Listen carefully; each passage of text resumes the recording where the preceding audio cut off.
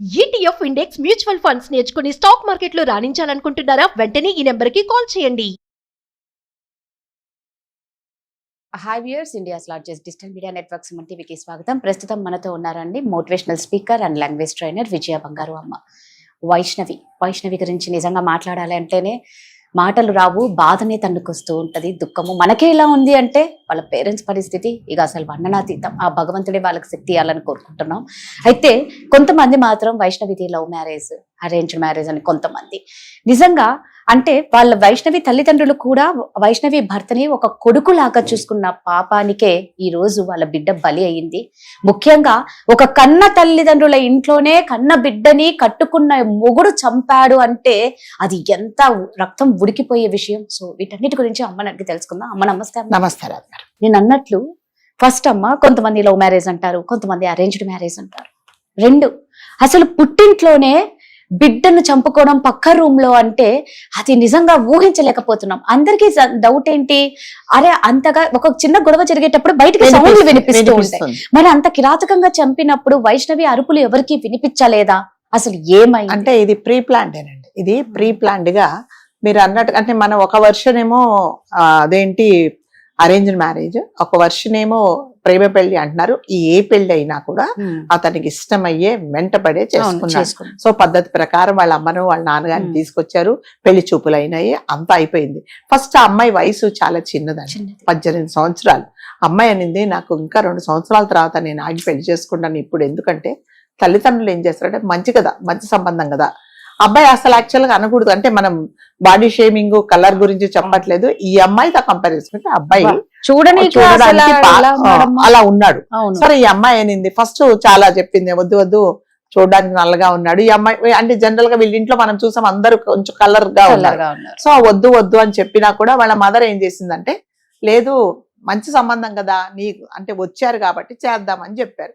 చెప్పిన తర్వాత కూడా అమ్మాయి అయినా కూడా చెప్పింది వద్దు వద్దు అన్న తర్వాత కూడా కొన్ని రోజులు సరే చూద్దామని కొంచెం డిలే చేస్తే అతను ఏం చేశాడంటే, ఈ అమ్మాయి లేకపోతే నేను ఉండలేను, నేను చేసుకుంటా, ఈ అమ్మాయినే చేసుకుంటా, కాబలే వద్దు అంటే నేను చనిపోతాను అన్న స్థితికి వచ్చినప్పుడు వాళ్ళ మదర్ చెప్పింది, పాపం. చూసారా రాజుగారు, ఈ పాపం అనే 3 అక్షరాలు ఉంటాయి చూడండి. కొన్నిసార్లు మనం పాపం అంటే వాళ్ళ జీవితాలు వాళ్లే బలి తీసుకోవాల్సిన అవసరం, అంటే అగాత్యం పరిస్థితి వస్తుంది. లేకపోతే ఆ పాపం అన్న పాపానికి మనమే పోవాల్సిన పరిస్థితి వస్తుంది. సో ఇప్పుడు ఆ అమ్మాయి ఏం చేసిందంటే, ఆ పాపం అనింది. ఎవరు పాపం అన్నారా? తల్లి అన్నారు.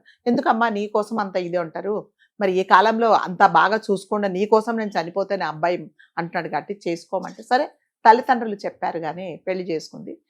పెళ్లి చేసుకొని కూడా జస్ట్ ఒక 10 months అయింది అనుకుంటా, 10 నెలలు అయింది, అంతకంటే ఎక్కువగా అవ్వాల.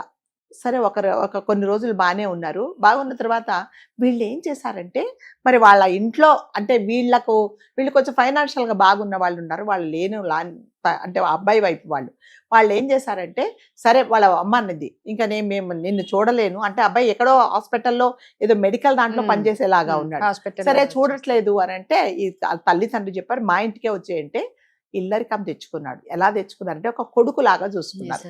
ఒక కొడుకు అంటే మన ఇంట్లో నాకు ఒక అబ్బాయి ఉంటే ఎలా చూసుకుంటాను, అబ్బాయికి అన్ని కావాలంటే ఏది కావాలన్న అబ్బాయి అడిగాడు, మామయ్య నాకు డబ్బులు కావాలి, ఎంత కావాలా, 5 లక్షలు కావాలా, ఇచ్చేసాడు. నాకు ఒక ప్లాట్ కావాలా, ప్లాట్ ఇది కావాలా అంటే ఇది కాదు, ఇంకొంచెం దూరంలో ఉండేది బెటర్గా ఉండేది, అది ఇచ్చేసాడు. ప్లస్ బంగారం చేయించారు, వీళ్ళకి ఇంట్లో ఏమి కావాలో అది ఇచ్చారు. ఈ అమ్మాయికి అన్ని చేశారు, ఎక్కడా తక్కువ లేదు. చెప్పులతో సహా బట్టలు చెప్పులు అంటే, 1 అడిగితే 2 కొనిచ్చారు, 2 అడిగితే 10 కొనిచ్చారు. స్తోమతకు మించి అప్పులు చేసి, ఎందుకు నా కూతురును బాగా చూసుకుంటాడు అన్న ఒక కోరికతో ఒక ఆశతో చేశారు. సో మరి ఆ అబ్బాయి ఏం చేశాడంటే, కొన్ని రోజులు బాగానే ఉన్నారండి. అంటే మనం చెప్పుకోవడానికి నిజంగానే కడుపులో చాలా బాధేస్తుంది. అమ్మాయి 5 నెలల గర్భవతి తను. సో అయినా కూడా ఏమాత్రం కనికరం లేకుండా ఈ అమ్మాయిని ఒక 3 రోజుల కిందట, అంటే ఇంకొక ట్రాజడీ ఏంటంటే, వీళ్ళ ఇంట్లోనే తల్లి తండ్రి పక్క రూమ్ లో ఉన్నప్పుడే అమ్మాయిని అతి కిరాతకంగా వాళ్ళ అమ్మ 2 అన్నలు అందరూ వచ్చారు. అంటే వచ్చినప్పుడు వీళ్ళు అడిగారు ఎందుకు వచ్చారు అంటే, ఏదో మేము మాట్లాడుకుంటాం, మరి పెళ్ళైన వాడు కదా వాళ్ళ అమ్మగారు, వాళ్ళు వస్తే ఎవరు వీళ్ళు కూడా కాదనడానికి లేదన్నట్టు అందరూ లోపలికి వెళ్ళారు. అంతకంటే ముందు ఏం జరిగిందంటే, ఈ మామయ్య అన్నారట కొంచెం మంచినీళ్ళు కావాలంటే ఉండి మామయ్య నేను తెస్తానని చెప్పేసి అమ్మాయి వాళ్ళ లోపలికి నాన్న అమ్మాయి వాళ్ళ నాన్నగారు అడిగితే ఈ అల్లుడు ఏం చెప్పాడట నేను తీసుకొస్తానని లోపలికి వెళ్ళి మంచినీళ్ళు తీసుకొచ్చి ఇద్దరికి ఇచ్చాడు. ఆ మంచినీళ్ళు తీసుకొచ్చినప్పుడే ఏదో కలిపాడు అని వీళ్ళ అనుమానం. కలిపిన సో వాళ్ళ మామయ్య చెప్తున్నారు, ఏడు అమ్మాయి వాళ్ళ నాన్నగారు చెప్తున్నారు, నేను మంచినీళ్ళు తాగాను, తాగినప్పుడే నాకు తెలిసిపోతుంది నాకు మత్తు వస్తుందని నేను పడిపోయా, నాకు ఏమీ గుర్తులేదు. అట్లాగే తల్లి కూడా అంటే వాళ్ళకి ఏమి జరుగుతుందో గుర్తులేదు. అతను చెప్తాడండి వాళ్ళ నాన్నగారు, లోపల ఏదో శబ్దాలు వినిపిస్తున్నాయి, ఏదో జరుగుతుంది కానీ మేము లేవలేకపోతున్నాం, కనీసం లేచి తలుపు కొడదాము అంటే కూడా మా చేత అవ్వలేదు, మా చేత కాలేదు. సో నిస్సహాయ స్థితిలో అన్ని వింటూ మేము అట్లాగే ఉండిపోయాం. మా ఆవిడ నేను ఇద్దరం. వీడు లోపలికి వెళ్ళాడు. అంటే అంతకంటే ముందు రోజు అన్నాడట ఏదో ఫిష్ కావాలి నాకు అని అంటే, సరే రేపు చేస్తానన్నది కావాల్సినవన్నీ తెచ్చి దాన్ని వాష్ చేసి ఫ్రిడ్జ్లో పెట్టాను.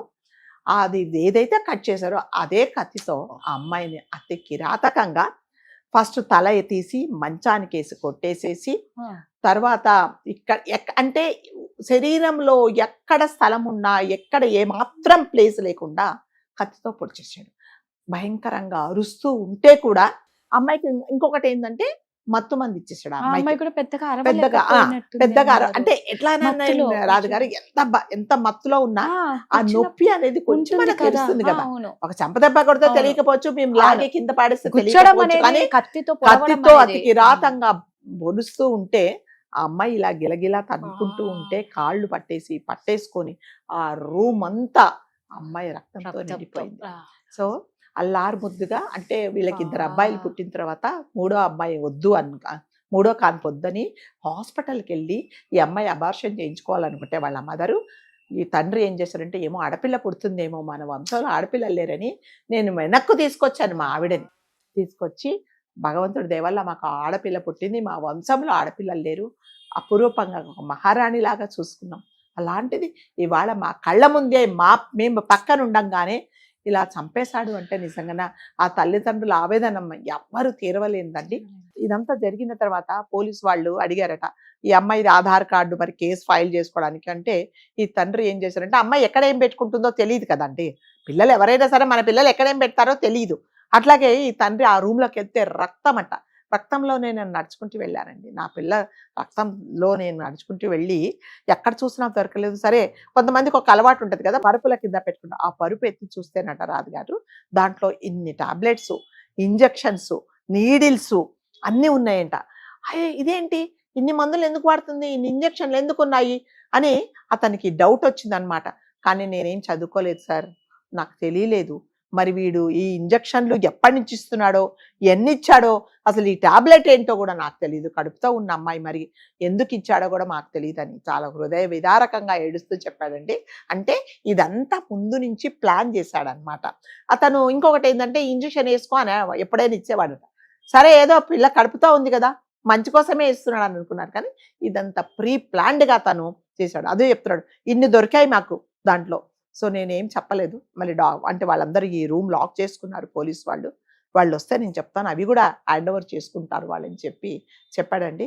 సో ఇదంతా ఇదేదో ఆవేశంతో చేసింది కాదు, ప్రీ ప్లాన్డ్గా కావాలని ఆ అమ్మాయిని అంటే హింసించి చంపాలని చేయడమే తప్ప ఇంకొకటి కాదు. నిజంగానే ఒకవేళ మన డౌట్ అందరూ ఏమంటారంటే వేరే అమ్మాయి అలా ఉన్నప్పుడు నువ్వు ధైర్యంగా చెప్పేసేయాలి, వదిలేయాల్సి. ఒక మనిషి ప్రాణాలు దట్టు గర్భవతి కదా, నీ వంశానికి ఒక పాపనో బాబునో ఇవ్వాల్సిన అమ్మాయిని నువ్వు అతి కిరాతకంగా చంపావు అంటే అదంతా ప్రీ ప్లాన్డేనండి. ఇది ఏదో అప్పటికప్పుడు ఆవేశంలో చేసింది కదా. దానికి తోడు ఒక తల్లి వీళ్ళ ఎవరు అబ్బాయి వాళ్ళ అమ్మ, ఆమె కూడా ఒక ఆడదే, కడుపుతో ఉన్న అమ్మాయిని అలా చంపడం ఏంటి అనేది కూడా ఆలోచించకుండా అతి కిరాతకంగా చంపేశారండి. వాళ్ళ తండ్రి ఒకటే చెప్తున్నాడు, నన్ను 5 లక్షలు కాదు ఇంకో 10 లక్షలు అడిగినా ఇచ్చేవాడిని, లేదు మీ అమ్మాయితో నాకు సరిపోవట్లేదు, నాకు డబ్బులు ఇవ్వండి నేను వెళ్ళిపోతానంటే 10 కాదు 20 లక్షలు ఇచ్చి పంపించేసేవాడిని. ఒక్క మాట నాకు చెప్పింటే బాగుంటుంది, ఏం గొడవలొద్దు మాకు, సింపుల్గా వెళ్ళిపోయేదాన్ని. సో మంచి వాళ్ళు అంటే మనుషులు పాపం అన్నారు కదా, ఎక్కడ పాపం అనిందంటే అయ్యో చనిపోతాడని పాపం పెళ్లి చేసుకున్న పాపానికి ఈ బిడ్డ బలి కావాలి. చాలా అమ్మాయిని చూస్తే ఇంకా లోకం తెలియని అమ్మాయి లాగా, ఏమీ తెలియదు అమ్మాయికి. అంటే అమ్మాయి చాలా ఓపికగా ఉండింది, కానీ ఆ అమ్మాయి ఓపికను పరీక్షించాడు అతను. లాస్ట్కి నిస్సహాయ స్థితిలో అంటే నీవే కావాలి, నువ్వు లేకపోతే నేను మ్మ్. చనిపోతాను అన్న అతను నీ ప్రాణాలు నేను తీస్తున్నాను అన్నప్పుడు ఆ తీసేటప్పుడు ఆ అమ్మాయి నిజంగానే ఆత్మ ఎంత ఘోషించి ఉంటుందో, నిజంగా. ఎంత కొట్టుకొని ఉంటుందో. సో ఈ పరిస్థితి ఎవరికి రాకూడదండి. కాబట్టి మనం చెప్పేది ఏంటంటే, మీకు ఇష్టం లేకపోతే ఎవరైనా అమ్మాయిలు అవును. కానీ అబ్బాయిలు కానీ మీకు ఇష్టం లేకపోతే వదిలేయండి. వదిలేయండి. వాళ్ళ కర్మానికి, వాళ్ళ అవును. పాపానికి, వాళ్ళ దారిని వాళ్ళు వదిలేయండి. కానీ ప్రాణాలు తీసే హక్కు ఎవరికీ ఎవరికీ లేదండి. లేదు. మరి ముఖ్యంగా అత్తగారు, ఆమె కూడా ఒక స్త్రీనే. సో ఒక కడుపుతో ఉన్న అమ్మాయిని నువ్వు చంపుతున్నావు, చంపడానికి నువ్వు సహకరించావు అంటే నువ్వు అంటే అంటారు కదా, ఆడవాళ్ళకి ఒక మచ్చ తెచ్చేలాంటి తెచ్చేలా, సంఘటన నిజంగా. అండి. కాబట్టి అందరినీ మనం కోరుకునేది ఒకటే, మీరు హింస చేసేటప్పుడు, ఒక మనిషిని చంపేటప్పుడు ఆ పరిస్థితుల్లో నా వాళ్ళు ఉండింటే, నేను ఉండింటే నేను ఎంత బాధపడతాను, దయచేసి ఒకసారి ఆలోచించుకోవాలి. ఈ అమ్మాయికి జరిగిన అన్యాయానికి ఎవరైతే దీనికి ప్రేరేపించిన వాళ్ళకి, చేసిన వాళ్ళకి కఠినంగా శిక్ష అనేది అందరూ అదే. ఇక అసలు ఉండకూడదని తండ్రి ఒకటే కోరుకుంటున్నారు. డిసైడ్ అయిపోయాడు. ఏం చెప్తున్నాడంటే, మీరేం కోరుకుంటున్నారు అని అందరు అడిగినప్పుడు నేనేం కోరుకుంటానండి, నా కూతురే పోయింది, నా ప్రాణమైన నా కూతురే పోయింది. సో వాడికి తగిన శిక్ష పడాలి.